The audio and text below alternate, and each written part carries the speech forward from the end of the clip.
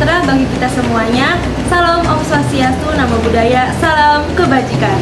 Perkenalkan, nama saya Dara Sofia Priyadiani dari Fakultas Ekonomi Manajemen Program Studi Agribisnis dengan nomor induk mahasiswa H34012211008 dari kelompok Gatamala Tadudasa dan Wirasena Caksana. Video ini akan membahas tentang setia kepada Pancasila dengan cara mengimplementasikan setiap poin pada Pancasila sebagai ideologi bangsa dan dasar negara. Sebelum masuk ke inti, mari kita bahas terlebih dahulu apa itu Pancasila, ideologi, dan Pancasila sebagai ideologi bangsa dan dasar negara.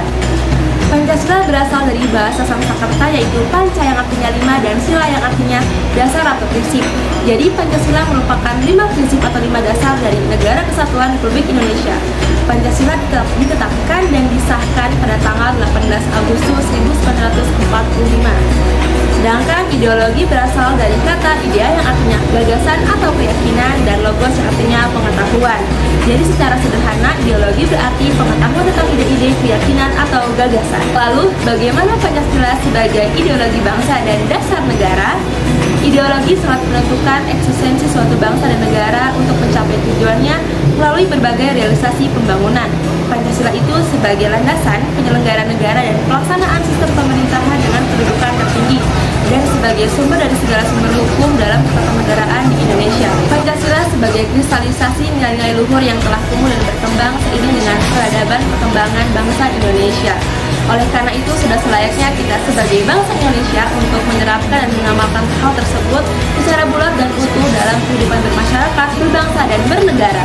Banyak dari kita semua yang tahu Pancasila, tapi tidak tahu cara mengimplementasikannya. Mari kita simak cuplikan berikut ini. Pancasila 1.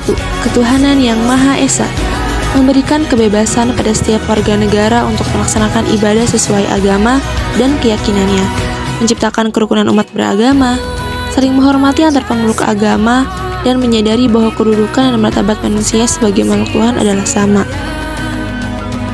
2.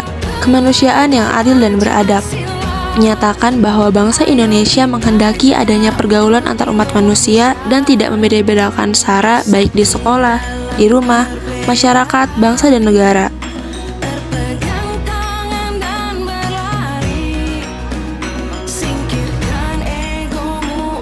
3. Persatuan Indonesia. Walaupun banyak perbedaan di Indonesia, kita harus tetap menjaga keutuhan negara dan menghindari tindakan-tindakan yang dapat memecah belah persatuan dan kesatuan.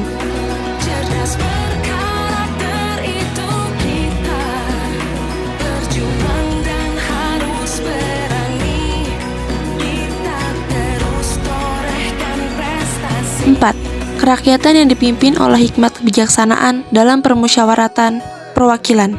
Sikap yang dapat kita implementasikan yaitu menghargai pendapat orang lain, menerima kritikan, dan menyelesaikan masalah, membuat keputusan dengan cara dimusyawarahkan.